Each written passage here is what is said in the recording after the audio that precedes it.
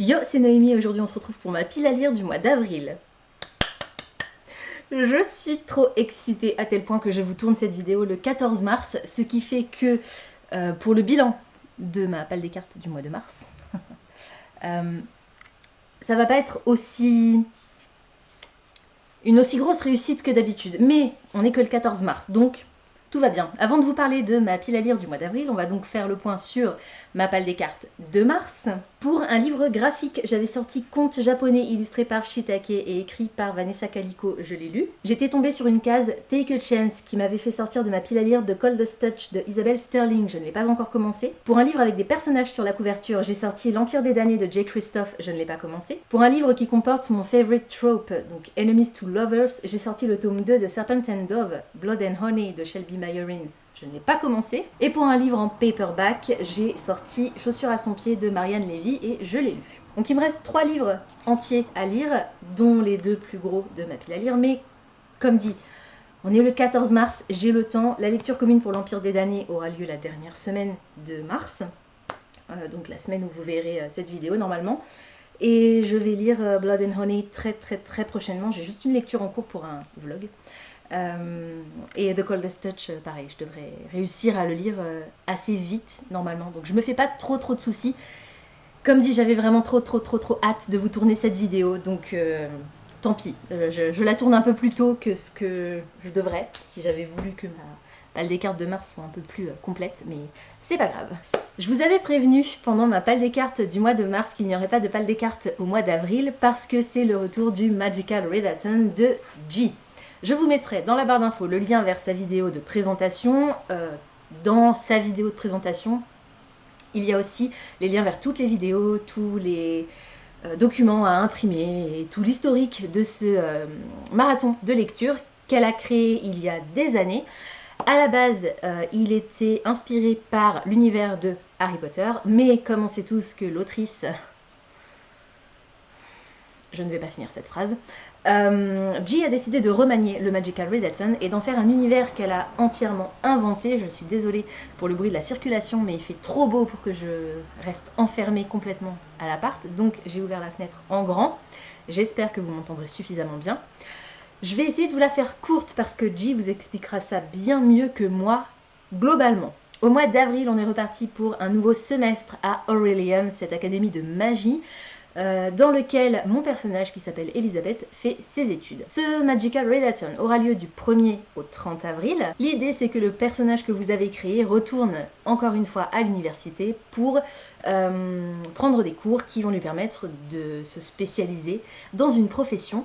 Mon personnage Elisabeth a décidé de devenir nécromancienne. C'est la 3e année consécutive si elle réussit ses examens sur les 2 semestres. Donc on a une épreuve, plusieurs épreuves en avril et la deuxième partie du Redaton se déroulera en août. Elle obtiendra le statut de adepte. Donc c'est la 3e année consécutive que je suis le Magical Redaton avec ce personnage et avec cette carrière que j'ai choisie de nécromancienne. Je ne fais pas les quêtes annexes. Je crois que cette fois-ci, il y a un club de lecture aussi qui va avoir lieu pour les guildes, parce qu'il existe plusieurs guildes. Si vous êtes fan de ce genre de choses, l'univers est vraiment hyper complet et c'est juste magnifique. Logan, le copain de G, fait des illustrations aussi. Enfin, tout est absolument incroyable. Bref, j'avais dit que je la faisais courte. Donc, pour le mois d'avril, Elisabeth retourne à Aurelium l'Académie et elle a 8 cours à suivre pour espérer à la fin de l'année devenir adepte en nécromancie. Le premier cours que va suivre mon personnage, c'est le cours de métamorphose. Et j'ai un petit peu galéré à trouver un livre qui correspondait aux critères de sélection. Le critère en question, c'est retrouver le dernier livre qui a été un 5 étoiles, donc la dernière très bonne note, coup de cœur ou pas, que j'ai mise à un livre. Donc retrouver ce livre-là et regarder s'il a été critiqué par un autre auteur ou une autre autrice. De temps en temps, sur la couverture ou sur la 4e de couverture, il y a un petit commentaire du style ce livre est génial, de tel auteur. Voilà. On appelle ça un blurb en anglais. Et l'idée, c'est de lire un livre de cet auteur-là, de l'auteur qui a blurb. C'est très moche comme mot, j'aime pas du tout ce mot. Ça fait un peu blur. Bref. L'idée, c'est de lire un livre de cet auteur-là. Les 2 derniers livres, alors on est le 14 mars, donc comme je l'ai dit à mon mari, je suis presque certaine que l'Empire des damnés sera c'est un 5-star prediction en tout cas, mais je n'ai pas encore lu à l'heure actuelle, donc j'ai dû remonter mes précédents 5 étoiles. J'ai dû remonter jusqu'au mois de janvier parce que mes précédents 5 étoiles, aucun de ces livres-là n'avait de critique sur la couverture ni sur la 4e de couverture, aucun. Donc j'ai dû remonter jusqu'au mois de janvier où j'ai lu Un jour de nuit tombée de Samantha Shannon, et à l'intérieur,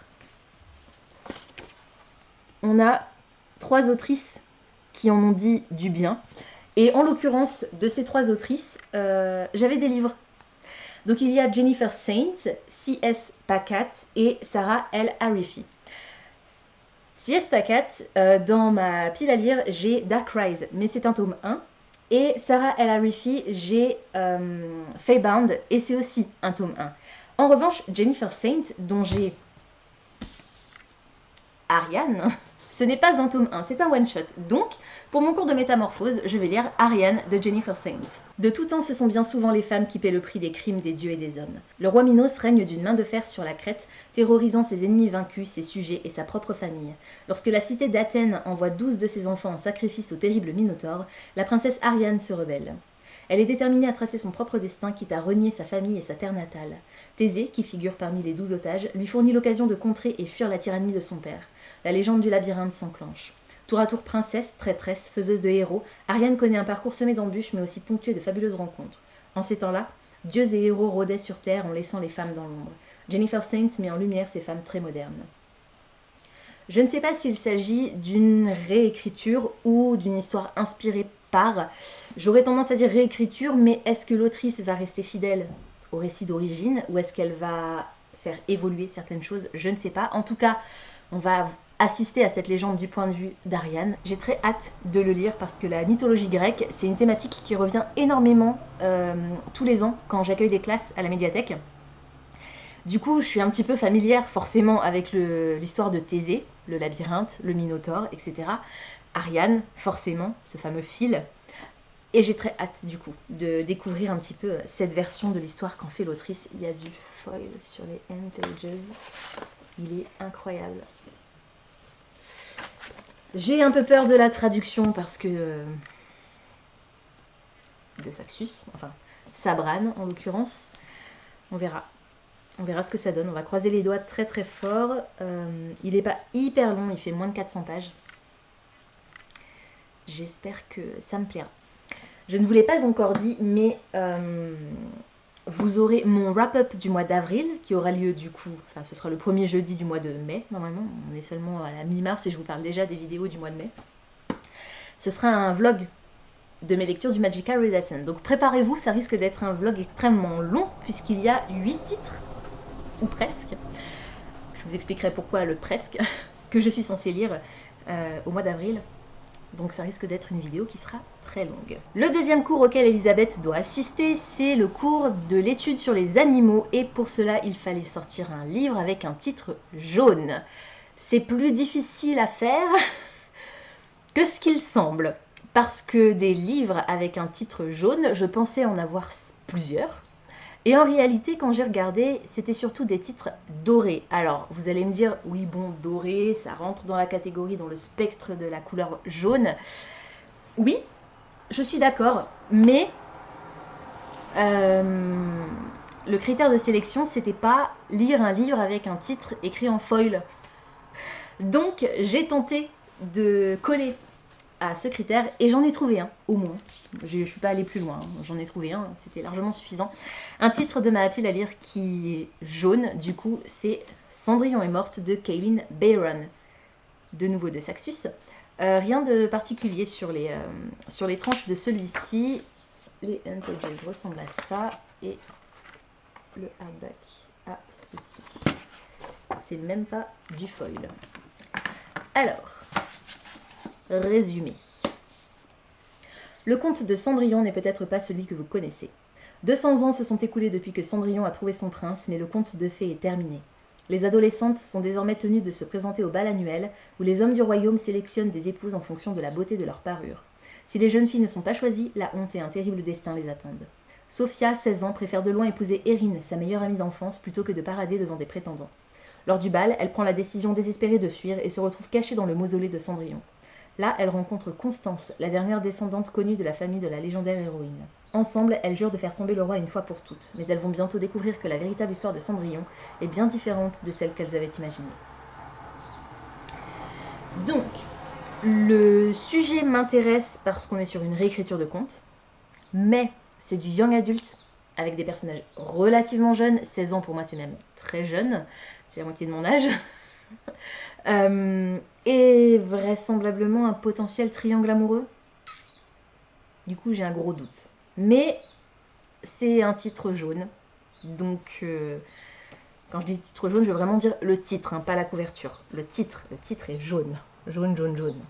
Voilà. On verra. Le cours suivant que je dois suivre, c'est le cours d'inscription. Et pour cela, il fallait choisir 3 titres, les écrire sur des petits papiers, les mélanger, en piocher un, et c'est celui-ci qu'il fallait lire. Je n'avais pas encore, alors je crois que c'est à peu près le dernier critère que j'ai rempli, et du coup j'avais pas encore de titre en anglais dans ma pile à lire pour le mois d'avril. Donc j'ai sorti 3 one-shots de la Fairy Loot, les 3 plus vieux. Donc j'avais, en plus de celui dont je vais vous parler. Alors le premier c'était pas un one-shot, c'était le tome 2 de Six Crimson Cranes, puisque je l'ai lu il y a pas longtemps et je me suis dit ça pourrait être sympa de lire tout de suite la suite. J'avais After Love, et le dernier c'était Jade Fire Gold, et c'est celui-ci que mon mari a pioché, sans savoir ce que je lui demandais exactement, mais bon. C'est celui-ci sur lequel il est tombé, donc Jade Fire Gold de June C.L. Tan. Her Destiny is Revenge. Donc c'est un livre que j'ai reçu dans une Fairy Loot il y a un bon moment.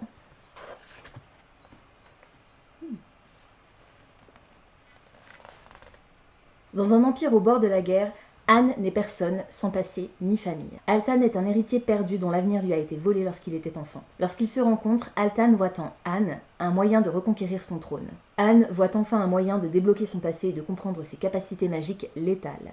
Mais ils pourraient devoir payer un prix bien plus mortel que ce qu'ils auraient pu imaginer. Girls of Paper and Fire rencontre A Song of Wrath and Ruin dans ce premier roman époustouflant de June C.L. Tan, où vont se confronter une action féroce, une intrigue sombre et une magie riche avec une romance captivante, slow burn. Fantasy romance, encore, comme presque toujours dans la Fairy Loot.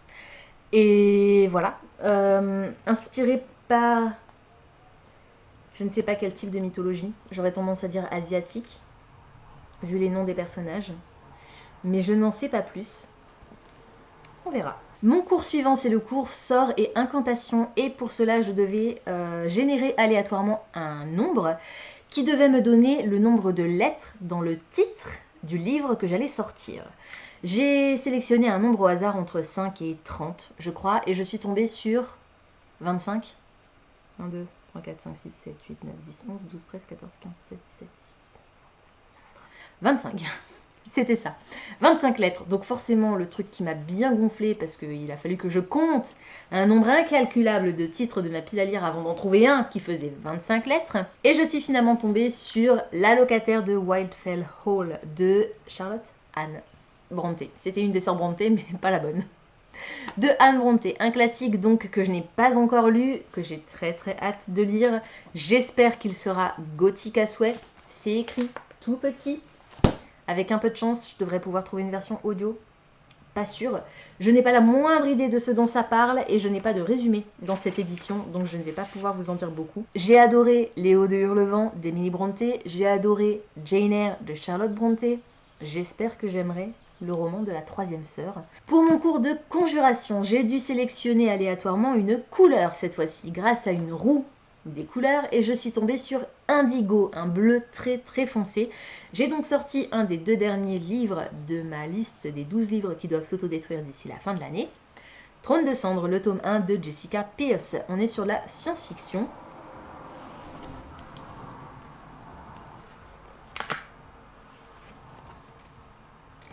Et c'est Rivka qui a édité la version française, le même éditeur que Gods of Men, que j'ai adoré. Tombé en disgrâce suite à l'exécution de son père pour haute trahison, Tesla Petrov vit sous la coupe de Minko, chef du gang des Cendres Rouges dans les entrailles de l'Atlas.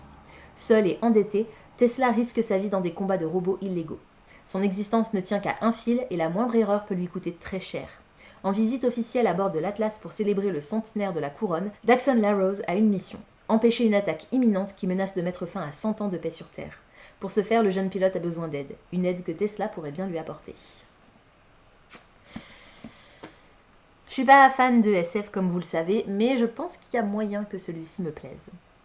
Et il me semble, si je ne dis pas de bêtises, que c'est le tout premier roman qui a été édité par la maison d'édition Rivka. Donc il serait temps que je le lise. Malheureusement, je crois que la suite n'a jamais été... au moins traduite, écrite, je sais pas, je sais même pas si elle a été écrite. Mon prochain cours, c'est le cours de restauration. Et pour ce cours, je devais trouver un livre qui, à mon avis, permettrait de sortir d'une panne de lecture. Quand je suis dans une panne de lecture, en général, ce qui me permet d'en sortir, c'est relire un de mes livres préférés. Très souvent, je me tourne vers Orgueil et Préjugés, mais là, j'avais pas forcément d'édition d'Orgueil et Préjugés sous la main. Et je suis en train de vous faire un vlog... Donc, je vais... Mais vous l'avez vu. Vous l'avez vu la semaine dernière. Donc c'est bon, je peux vous en parler. Je suis en train de vous tourner le vlog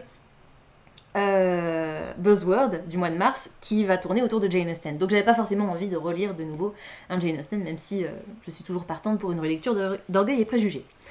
À la place, dans ma pile à lire intégrale, il y avait un seul livre que j'avais déjà lu et qui serait une relecture dans un format différent. Du coup, j'ai sorti celui-ci, sachant que c'est pas mon tome préféré de la série. Mon tome préféré, c'est le tome 3. Mais je me dis, c'est une lecture chouchou doudou, malgré l'autrice. Vous me voyez venir, là? Du coup, j'ai sorti Harry Potter et l'Ordre du Phénix, illustré par Jim Kay et Neil Packer. Packer. Donc, je pense que ça doit être un des tomes que j'aime le moins, parce que le comportement de Harry dans ce tome 5 est absolument exécrable, et parce que mon personnage préféré meurt. Voilà, je trouve que c'est deux très bonnes raisons qui font que ce tome 5 est le tome que j'aime le moins. C'est le dernier qui a été édité pour l'instant dans cette magnifique, sublimissime édition. Et je pense qu'avant qu'on ait le tome 6, il va se passer un sacré bout de temps puisque Jim Kay ne les illustrera plus. Raison pour laquelle ils sont deux à illustrer celui-ci. Je ne sais pas du tout quand est-ce que va paraître le tome 6. En tout cas, j'ai reçu le tome 5 pour Noël, donc je suis très contente de pouvoir le sortir. Mon prochain cours, c'est le cours de folklore. Et alors pour ce cours-là, il y a quelque chose d'un petit peu particulier cette année. Le cours est interrompu. Je vous laisserai, comme dit, voir la vidéo de G sur ce qui se passe un petit peu dans l'histoire d'Aurelium, puisqu'elle a vraiment créé tout un scénario. En gros, il y a un événement qui se déroule pendant ce cours qui fait que les cours n'auront pas lieu pour ce semestre-là en folklore. Donc à la place d'avoir des cours, on doit relire la légende de Dia. Et donc c'est juste une feuille A4 avec la légende de Dia que G a créée. Donc j'ai juste ça à lire, cette feuille A4 que je vous mettrai par ici avec la légende de Dia. C'est mon prompt pour le cours de folklore. Donc ça c'est plutôt cool, ça va me faire une lecture très rapide. Et du coup mon dernier cours c'est le cours de démonologie et pour cela je devais sortir un livre que je n'ai pas payé, donc un livre qui m'a été offert ou que j'ai emprunté à la médiathèque par exemple. Pour le coup j'ai choisi un livre qui m'a été offert, là encore à Noël. Celui-ci c'était par ma maman, enfin par mes parents, et l'autre du coup ça m'a été offert par ma sœur. L'enfance des méchants, des vilaines et des affreux de Sébastien Pérez, illustré par Benjamin Lacombe. Très court, hein. C'est un album, donc je suis trop contente, j'ai hâte. En plus, c'est pour mon cours de démonologie. Les vilaines, les affreux, les méchants. Je trouve que ça colle plutôt pas mal. Voilà, j'ai pas grand chose de plus à vous dire sur ce livre-là. C'est vraiment un album qui va raconter l'enfance de tous ces personnages. Je vous en parlerai un peu plus et je vous ferai quelques close-up, je pense, sur les illustrations au moment où je le lirai. Et voilà du coup l'intégralité de ma pile à lire pour le mois d'avril, plus la feuille A4 pour mon cours de folklore. Je vais poser ça parce que c'est extrêmement lourd. Donc il y a 7 livres que je suis censée lire, plus la feuille A4, mais j'ai également prévu d'autres lectures, évidemment, au mois d'avril, des lectures dont pour l'instant je ne vous dirai rien, parce qu'il va s'agir de mon prochain vlog Buzzword, le Buzzword du mois d'avril. Et non, je vous dis rien, tant pis, vous verrez, ce sera la surprise. Un petit peu différent, pas vraiment différent, mais un petit peu. Mystère, mystère. Voilà, c'est tout pour aujourd'hui, j'espère que cette vidéo vous aura plu. Comme d'habitude, n'hésitez pas à me dire dans les commentaires si certains des titres que je vous ai présentés aujourd'hui vous intéressent, si vous les avez déjà lus et surtout ce que vous en avez pensé. N'hésitez pas également à me dire si vous avez l'intention de participer au Magical Readathon, comment s'appelle votre personnage et quelle est la carrière que vous souhaitez lui voir embrasser. Pensez à vous abonner à la chaîne, à liker et à partager cette vidéo, ça me fera toujours plaisir. Pensez également à activer la petite cloche de notification qui vous permettra de savoir quand je poste du nouveau contenu. En attendant de vous retrouver, je vous souhaite d'excellentes lectures et je vous dis à très bientôt dans une prochaine vidéo. Ciao!